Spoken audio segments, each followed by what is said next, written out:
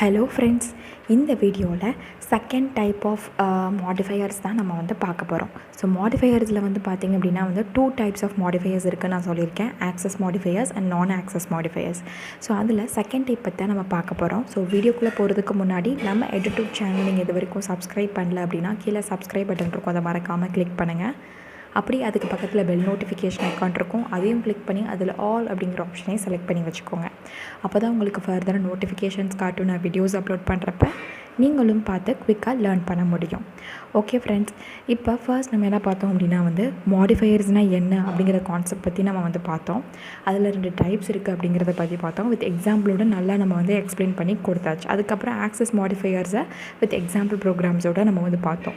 இப்போ பார்க்க போகிறது நான் ஆக்சஸ் மாடிஃபையர்ஸ் எக்ஸாம்பிள் கான்செப்டோட பார்க்க போகிறோம். ஸோ ஜாவா லாங்குவேஜ் வந்து பார்த்திங்கன்னா எப்படி ஆக்சஸ் மாடிஃபையர்ஸ்க்கு ஒரு சர்டன் ஃபங்க்ஷனாலிட்டி கொடுத்துருக்கோ அதே மாதிரி தான் வந்து பார்த்திங்கன்னா சில நான் ஆக்சஸ் மாடிஃபையர்ஸும் கொடுத்துருக்கு. அது ஒவ்வொன்றுக்கும் வந்து பார்த்திங்கன்னா ஒவ்வொரு யூனிக் ஃபங்க்ஷனாலிட்டி இருக்குது. அதை பற்றி தான் பார்க்க போகிறோம். அதில் ஃபர்ஸ்ட் வந்து பார்த்திங்க அப்படின்னா வந்து static modifier. So static modifier வந்து எப்போ யூஸ் பண்ணுவாங்கன்னு பார்த்திங்கன்னா மோஸ்ட்லி வந்து இப்போ சில கிளாஸுக்கு வந்து மெத்தட்ஸ் க்ரியேட் பண்ணுறப்ப வேரியபிள்ஸ் க்ரியேட் பண்ணுறப்ப வந்து பார்த்திங்கன்னா நம்ம ஸ்டாட்டிக் வேரியபிள்ஸ் கொடுப்போம், இல்லை ஸ்டாட்டிக் மெத்தட்ஸ் கொடுப்போம். ஸோ அப்போல்லாம் வந்து பார்த்திங்கன்னா இந்த ஸ்டாட்டிக் மாடிஃபையர் கொடுப்பாங்க. ஸோ இந்த ஸ்டாட்டிக் மாடிஃபையர் வந்து என்ன பண்ணும் அப்படின்னா வந்து இதை நீங்கள் வந்து பார்த்திங்கன்னா மல்டிபிள் கிளாஸஸ் இடையில வந்து பார்த்திங்கன்னா காமனாக வந்து சில வேரியபிள்ஸை நீங்கள் ஷேர் பண்ணிக்கலாம், இல்லை மெத்தட்ஸை ஷேர் பண்ணிக்கலாம். ஸோ அந்த மாதிரி இதுக்கு இது வந்து ஹெல்ப்ஃபுல்லாக இருக்கும். மோஸ்ட்லி ஸ்டாட்டிக் வேரியபிள்ஸ் நீங்கள் யூஸ் பண்ணிங்க அப்படின்னா அதுக்கு நீங்கள் இனிஷியலைஸ் பண்ண தேவையில்லை, ஆட்டோமேட்டிக்காகவே வந்து பார்த்திங்கன்னா இனிஷியலைஸ் பண்ணிடும் அப்படிங்கிற ஒரு கான்செப்ட்டும் கூட இருக்குது. இப்போ ஃபார் எக்ஸாம்பிள் நான் வந்து என்ன பண்ண போகிறேன் அப்படின்னா வந்து இங்கே இருக்குது இல்லையா, ஸோ பப்பி அப்படிங்கிற கிளாஸில் வந்து நான் என்ன பண்ண போகிறேன்னா முன்னாடி வந்து இது நம்ம பப்ளிக், ப்ரைவேட், ப்ரொடக்டட் அப்படிலாம் நம்ம சேஞ்ச் பண்ணி பார்த்தோம். இப்போ நான் என்ன பண்ண போகிறேன் அப்படின்னா ஸ்டாட்டிக் அப்படின்னு சொல்லிட்டு இந்த நம்பருக்கு நான் வந்து அசைன் பண்ணியிருக்கேன். ஸோ வேரியபிள் டைப்ஸ் அப்படிங்கிற பேக்கேஜ்குள்ளே எனக்கு 3 ஜாவா கிளாஸ் ஃபைல்ஸ் இருக்குது. Employee salary, puppy.java. ஸோ அதில் நான் என்ன பண்ணுறேன்னா பப்பி அப்படிங்கிற அந்த ஜாவா கிளாஸ் ஓப்பன் பண்ணிவிட்டு அதில் நான் வெளியே வந்து int numbers equal to 7 யூஸ்வலாக ஒரு வேரியபிள் நான் டிஃபைன் பண்ணி வச்சுருக்கேன். ஸோ அந்த வேரியபிளுக்கு நான் என்ன பண்ணுறேன்னா ஸ்டாட்டிக் அப்படிங்கிற ஒரு கீவேர்டை ஆட் பண்ணுறேன். ஸோ இதுதான் வந்து ஒரு மாடிஃபையர். இது என்ன பண்ணும் அப்படின்னு பார்த்தீங்கன்னா இதே வந்து நான் இன்னொரு கிளாஸ்லேயும் வந்து பார்த்திங்கன்னா நான் வந்து யூஸ் பண்ணிக்க முடியும் இதே வேரியபிளை. ஸோ நான் இதே வேரியபிள் நான் யூஸ் பண்ணுறதுக்கு நான் என்ன பண்ணுறேன் அப்படின்னா வந்து இந்த இடத்துல வந்து இன்னொரு கிளாஸ்க்கு போயிட்டு நான் ஒரு ஆப்ஜெக்ட் க்ரியேட் பண்ணணும் அந்த கிளாஸுக்கு அப்படின்னு வந்து பார்த்திங்கன்னா நெசசிட்டி இருக்கான்னு பார்த்தீங்கன்னா இங்கே கிடையாது. இப்போ நான் என்ன பண்ணுறேன்னா பப்பி அப்படிங்கிற கிளாஸ்க்கு யூஸ்வலாக நான் என்ன பண்ணுறேன்னா ஆப்ஜெக்ட் நான் க்ரியேட் பண்ணிவிட்டு அதை நான் பிரிண்ட் பண்ணணும்னு பார்க்குறேன் நம்பர் வேல்யூவை. நான் இந்த கோடை எக்ஸிக்யூட் பண்ணாலும் வந்து பார்த்திங்கன்னா எனக்கு வந்து எக்ஸிக்யூட் ஆகும், அவுட்புட்லாம் கரெக்டாக வரும். ஆனால் என்ன அப்படின்னா இந்த இடத்துல வந்து வார்னிங் காட்டுது பாருங்கள். இந்த ஸ்டாட்டிக் ஃபீல்டு வந்து பார்த்திங்கன்னா puppy.num should be accessed. அதாவது என்ன சொல்ல வர்றாங்கன்னா நீங்கள் பப்பி அப்படிங்கிற ஒரு கிளாஸ்க்குள்ளே வந்து பார்த்திங்கன்னா ஸ்டாட்டிக் வேரியபிள் டிஃபைன் பண்ணியிருக்கீங்க. அந்த ஸ்டாட்டிக் வேரியபிள்ஸை நீங்கள் வந்து இன்னொரு கிளாஸில் ஆக்சஸ் பண்ணணும்னு நினைக்கிறீங்க. அப்படி ஆக்சஸ் பண்ணுறதுக்கு நீங்கள் அந்த பப்பி அப்படிங்கிற கிளாஸ்க்கு வந்து பார்த்திங்கன்னா நீங்கள் ஆப்ஜெக்ட் வந்து க்ரியேட் பண்ணணும் அப்படின்னு தேவையில்லை. ஸோ அப்போ நான் என்ன பண்ண போகிறேன்னா இதை வந்து இது பண்ண போகிறேன், ஹைட் பண்ணிவிட்டு இந்த இடத்துல வேரியபிள் டைப்ஸ் பப்பின்னு இருக்கு இல்லையா, ஸோ அதுக்கு பதிலாக டேரெக்டாகவே நான் கிளாஸ் நேமை நான் கொடுத்துக்கலாம். ஸோ கிளாஸ் நேம் .num நான் கொடுத்தோன்னு வந்து பார்த்திங்கன்னா ஆட்டோமேட்டிக்காக அந்த வார்னிங் வந்து போயிடுச்சு. இப்போ நான் சேவ் பண்ணிவிட்டு மறுபடியும் நான் ரீரன் பண்ணுறேன். ரீரன் பண்ணுறப்ப வந்து பார்த்திங்கன்னா எனக்கு அவுட்புட் வந்து மறுபடியும் 7 அப்படின்னு சொல்லி. ஸோ அவுட்புட் வர்றது நமக்கு மேட்டர் இல்லை, நம்ம ப்ரோக்ராம் எழுதுகிறப்ப அதை கிளியராக நம்ம எழுதணும் இல்லையா. ஸோ அதை தான் நான் சொல்ல வரேன். ஸோ இதான் வந்து பார்த்திங்கன்னா ஸ்டாட்டிக் வேரியபிள்ஸ். ஸோ நீங்கள் வந்து ஸ்டாட்டிக் வேரியபிள்ஸை நீங்கள் அப்படியே கூட யூஸ் பண்ணிக்கலாம். ஸோ அதே மாதிரி வந்து பார்த்திங்கன்னா இப்போ நான் என்ன பண்ண போகிறேன்னா இது ஒரு ஸ்டாட்டிக் வேரியபிள் தானே, நான் எந்த வேல்யூமே இனிஷியலைஸ் பண்ணணும்னு அவசியம் இல்லை. ஸோ எந்த வேல்யூ நான் கொடுக்காதப்ப எனக்கு எப்படி அவுட்புட் வருதுன்னு பார்க்கலாம். ஸோ ஸ்டாட்டிக் int numன்னு மட்டும் தான் நான் வந்து கொடுத்துருக்கேன். employee.javaக்கு போயிட்டு இங்கேருந்து நான் வந்து கோடை வந்து எக்ஸிக்யூட் பண்ணுறேன். இப்போ வந்து பார்த்திங்கன்னா எனக்கு 0ன்னு சொல்லி பிரிண்ட் ஆகுது. அப்போ உங்களுக்கு தெரிஞ்சிருக்கும், அதாவது ஒரு வேரியபிளுக்கு நீங்கள் ஸ்டாட்டிக் அப்படின்னு சொல்லிட்டு நான் வந்து கொடுத்துருக்கேன் puppy.java கிளாஸில். ஸோ அந்த வேரியபிள் போய் employee.java இன்னொரு கிளாஸில் போய் ஆக்சஸ் பண்ணணும்னு நினைக்கிறேன்.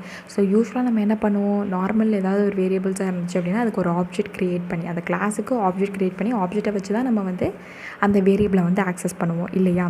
ஆனால் இங்கே வந்து அப்படி தேவை கிடையாது. ஏன் அப்படின்னு பார்த்திங்கன்னா அது வந்து ஒரு ஸ்டாட்டிக் வேரியபிள் அப்படிங்கிறதுனால மல்டிபிள் கிளாஸஸ் இடையில அது வந்து ஷேர் பண்ணிக்கும் லொக்கேஷனை. ஸோ இந்த கிளாஸும் வந்து பார்த்திங்கன்னா அது டேரெக்டாக ஆக்சஸ் பண்ண முடியும். எப்படி ஆக்சஸ் பண்ணிக்கலாம்னா டேரெக்டாக அந்த கிளாஸ் நேமை வச்சு ஆக்சஸ் பண்ணிக்கலாம், ஆப்ஜெக்ட் வந்து க்ரியேட் பண்ணணும்னு அவசியம் இல்லை அப்படிங்கிறது தான் இதோட மெயினே. ஸோ employee.javaவில் வந்து பார்த்திங்க அப்படின்னா puppy.num அப்படின்னு சொல்லிட்டு நான் டேரெக்டாகவே கிளாஸ் நேம் வச்சு யூஸ் பண்ணிக்கலாம். இதான் வந்து ஸ்டாட்டிக் மாடிஃபையரோட பிஹேவியர். ஸோ மோஸ்ட்லி வந்து பார்த்திங்கன்னா மெத்தட்ஸ்லாம் நீங்கள் காமனாக யூஸ் பண்ணணும், வேரியபிள்ஸ்லாம் காமனாக யூஸ் பண்ணணும்னா நீங்கள் இது யூஸ் பண்ணிக்கலாம். ஓகே, நெக்ஸ்ட் வந்து பார்த்திங்கன்னா செகண்ட் மாடிஃபையர் வந்து என்னென்னா final modifier. So final modifier வந்து என்ன பண்ணணும்னு பார்த்தீங்கன்னா ஃபைனலைசிங் த இம்ப்ளிமெண்டேஷன்ஸ் ஆஃப் கிளாஸஸாக இருக்கட்டும், மெத்தட்ஸாக இருக்கட்டும், வேரியபிள்ஸாக இருக்கட்டும், இது வந்து எல்லாத்துக்குமே பொருந்தும். அதாவது ஒரு வேல்யூ நீங்கள் கொடுத்துட்டீங்க, இதான் வந்து ஃபைனலைஸ்டு ஃபிக்ஸ் பண்ணணும்னு நினைக்கிறீங்க. அப்படிங்கிறப்ப அது ஒரு வேரியபிளுக்காக இருக்கலாம், இல்லை ஒரு மெத்தடுக்காக இருக்கலாம், இல்லை கிளாஸுக்காக இருக்கலாம். ஸோ எதுக்குனாலும் இதான் ஃபைனலைஸ்ட், இதுக்கு மேலே ஃபர்தராக எந்த ஒரு இம்ப்ளிமெண்டேஷனுமே பண்ணக்கூடாதுன்னு நினச்சிங்கன்னா அப்போ நீங்கள் ஃபைனல் அப்படிங்கிற அந்த கீவேர்டை யூஸ் பண்ணிக்கலாம். இப்போ ஃபார் எக்ஸாம்பிள் அதே puppy.java கிளாஸ்க்கு போய்க்கிறேன். இந்த ஸ்டாட்டிக்னு இருக்கு இல்லையா, ஸோ இதுக்கு பதிலாக நான் என்ன பண்ண போகிறேன் அப்படின்னா வந்து ஃபைனல் அப்படின்னு சொல்லி நான் கொடுக்குறேன். ஸோ ஃபைனல் இன்ட் நம் இஸ் ஈக்குவல் டு நான் மொட்டையாக கொடுக்கக்கூடாது. நான் என்ன பண்ணணும்னா அதுக்கு வந்து சில வேல்யூ வந்து நான் மென்ஷன் பண்ணணும். ஏன்னா நான் என்ன பண்ணுறேன், ஒரு வேரியபிள் நான் வந்து டிக்ளேர் பண்ணியிருக்கேன். வெறும் ஃபைனல் இன்ட்டு நம்மன்னு கொடுத்தேன் அப்படின்னா அதுக்கு ஏதாவது வேல்யூ கொடுத்தா தானே அதை ஃபிக்ஸ் பண்ணுற மாதிரி இருக்கும். நம்ம வந்து வேல்யூஸ் ஏதாவது கொடுத்தாகணும். ஸோ இப்போ நான் என்ன பண்ண போகிறேன்னா இங்கே 16 சொல்லி கொடுத்து நான் இந்த வேரியபிளை வந்து ஃபிக்ஸ் பண்ணி வச்சுட்டேன். ஸோ இதே வேரியபிளையே நான் வந்து என்ன பண்ணணும்னு நினைக்கிறேன் அப்படின்னா வந்து இங்கேயே சேஞ்ச் பண்ணணும்னு நினைக்கிறேன்னு வச்சுக்கோங்க. இப்போ நம்மையே வந்து நான் என்ன பண்ண போகிறேன்னா நம் ப்ளஸ் 7ன்னு சொல்லி ஆட் பண்ணுறது வேறு, ஆட் பண்ணி அதை நம்மளே நான் சேஞ்ச் பண்ணணும்னு நினைக்கிறேன் அப்படின்னா கண்டிப்பாக அது எரர் தான் காட்டும். பாருங்கள், த ஃபைனல் ஃபீல்ட் அப்படிங்கிறது cannot be assigned. அதை வந்து மறுபடியும் நீங்கள் எதுவுமே சேஞ்ச் பண்ண முடியாது. ஏன்னா அது ஆல்ரெடி வந்து பார்த்திங்கன்னா ஃபிக்ஸ் பண்ணிட்டாங்க. இப்போ ஒரு நம் அப்படின்னு சொல்லிட்டு ஒரு இன்டீஜர் வேரியபிள் இருக்குது, அதுக்கு வேல்யூ வந்து பார்த்திங்கன்னா 16 அப்படின்னு கொடுத்துருந்தாங்க அப்படின்னா உங்களால் சேஞ்ச் பண்ண முடியும். ஆனால் அதுக்கு ஃபைனல் அப்படிங்கிற கீவேர்டு வந்து கொடுத்துருக்கிறதுனால இந்த வேல்யூ, இந்த வேரியபிளுக்கு இந்த வேல்யூ தான் ஃபைனலைஸ்ட். அதை ஃபர்தராக உங்களால் சேஞ்ச் பண்ணவே முடியாது அப்படிங்கிறத சொல்லுது. இப்போ நான் இங்கே இடத்துல ஹவர் ஓவர் பண்ணாலும் வந்து பார்த்திங்கன்னா உங்களுக்கு தெரியும் இதை வந்து அசைன் பண்ண முடியாதுன்னு சொல்லி வருது. நான் இப்போ வந்து எக்ஸிக்யூட் பண்ணாலும் எனக்கு என்ன காட்டும்னா எரர் தான் காட்டும். ஸோ அதனால் நான் என்ன பண்ண போகிறேன்னா க்ளோஸ் பண்ணிவிட்டு இந்த இடத்துல நான் திருப்பி ஏஜ்னே வச்சுக்கிறேன். ஸோ அதாவது என்ன பண்ணிக்கலாம்னா இன்னொரு புது வேரியபிளுக்கு நீங்கள் அதை வச்சு எக்ஸ்ட்ரா ஆட் பண்ணிக்கலாம். ஆனால் அதே வேரியபிளில் உங்களால் எந்த ஒரு மாடிஃபையுமே பண்ண முடியாது. இதே தான் வந்து பார்த்திங்கன்னா மெத்தட்ஸ்க்காக இருந்தாலும் சரி, கிளாஸுக்காக இருந்தாலும் சரி. ஓகே, ஸோ இப்போ ஃபைனல் மாடிஃபையரை பற்றி உங்களுக்கு புரிஞ்சிருக்கும். ஸோ வேரியபிளாக இருந்தாலும் சரி, கிளாஸாக இருந்தாலும் சரி, மெத்தடாக இருந்தாலும் சரி, அதை ஃபர்தராக இம்ப்ளிமெண்டேஷன் எதுவுமே பண்ண விடாமல் தடுக்கிறதுக்கு தான் இந்த ஃபைனல் மாடிஃபையர் நம்ம யூஸ் பண்ணுறோம்.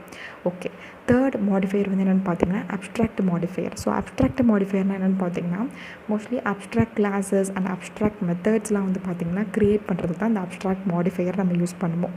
அது என்ன அப்ஸ்ட்ராக்ட் கிளாஸஸ் அப்படின்னு பார்த்தீங்கன்னா அப்ஸ்ட்ராக்ட் கிளாஸஸ்னால் என்னென்னா இப்போ நம்ம வந்து இனிமேல் ஃப்யூச்சரில் வந்து நம்ம பார்ப்போம் பாலிமார்ஃபிசம், இன்ஹெரிட்டன்ஸ் கான்செப்ட்லாம். ஒரு கிளாஸுக்கு சைல்டு கிளாஸ் நம்மளால் க்ரியேட் பண்ண முடிஞ்சிச்சு அப்படின்னா அது யூஸ்வலாக வந்து பேரண்ட் கிளாஸ், சைல்டு கிளாஸ்ன்னு நம்ம சொல்லிட்டு போவோம்.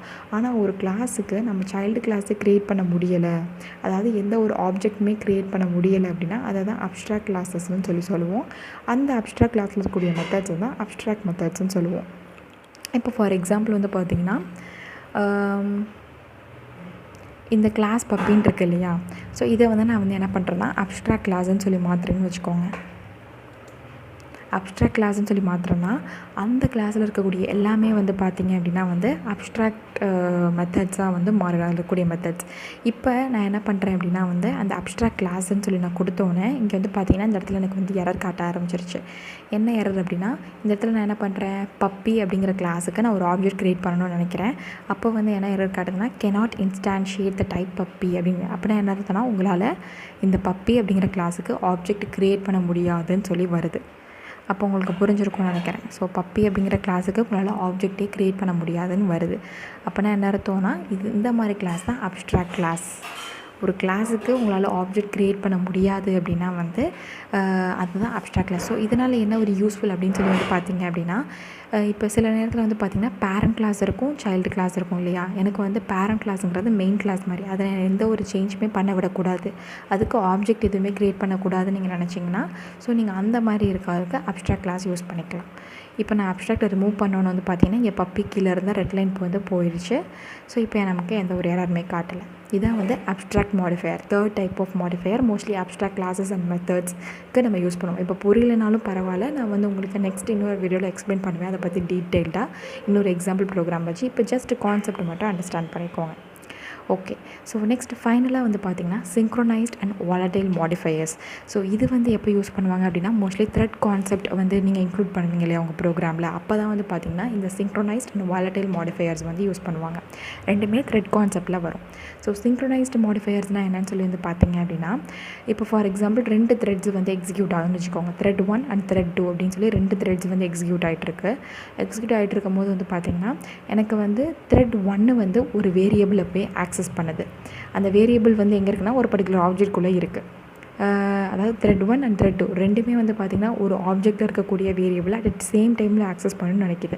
அப்போ என்ன ஆகும்னா இந்த சிங்க்ரோனைஸ்ட் அப்படின்னு நீங்கள் அந்த மாடிஃபையர் அந்த வேரியபிளுக்கு அந்த மாடிஃபையர் கொடுத்துருந்தீங்க, சிங்க்ரோனைஸ்ட் மாடிஃபையர் கொடுத்துருந்தீங்கன்னா ஸோ த்ரெட் 1 வந்து என்ன பண்ணும் அப்படின்னா வந்து ஸோ இன்னொரு த்ரெட்டு வந்து அது வேல்யூவை ஃபெச் பண்ணுற வரைக்கும் வெயிட் பண்ணும். ஸோ சிங்க்ரோனைஸ்டு மேனரில் நடக்கிறதுக்கு பேர் தான் இந்த சிங்க்ரோனைஸ்டு மாடிஃபையர் வந்து யூஸ் பண்ணுவாங்க. மோஸ்ட்லி வந்து பார்த்திங்கன்னா இந்த சிங்க்ரோனைஸ்ட் அப்படிங்கிறது எங்கே யூஸ் பண்ணுவாங்கன்னா வேரியபிள்ஸ்க்கு யூஸ் பண்ண மாட்டாங்க. மெத்தட்ஸ், கிளாஸஸ் இல்லை பிளாக் ஆஃப் கோட்ஸ் இருக்கும் இல்லையா, ஸோ அதுக்கு தான் வந்து இந்த சிங்க்ரோனைஸ்ட் அப்படிங்கிறதே யூஸ் பண்ணுவாங்க. வாலட்டைல் மாடிஃபையர்ஸ் வந்து பார்த்திங்க அப்படின்னா மோஸ்ட்லி வேரியபிள்ஸ்க்கு தான் வந்து யூஸ் பண்ணுவாங்க.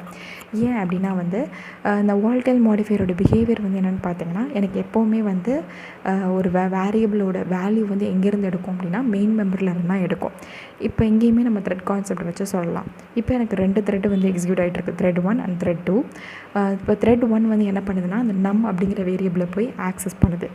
ஆக்சஸ் பண்ணிகிட்டு இருக்கும் போது ஏதோ ஒரு சேஞ்ச் பண்ணிருச்சுன்னு வச்சுக்கோங்க. இப்போ த்ரெட் 2 வந்து வருது. அது என்ன பண்ணுன்னா திருப்பி அந்த நம் அப்படிங்கிற வேரியபிளை தான் ஆக்சஸ் பண்ணுது. அப்போ என்ன பண்ணும் அப்படின்னா வந்து உங்களுக்கு அந்த சேஞ்ச் பண்ண வேல்யூ வருமானு பார்த்தீங்கன்னா வராது.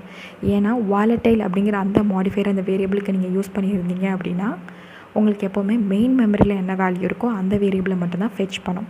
ஸோ மோஸ்ட்லி இந்த மாதிரி த்ரெட் கான்செப்ட்லாம் வர்றப்ப த்ரெட்ஸ் வந்து மல்டிபிள் மோஸ்ட்லி ஜாவா லாங்குவேஜ் அப்படின்னு நீங்கள் பார்த்தீங்கனாலே மல்டி த்ரெட்டட் கான்செப்ட் தான்.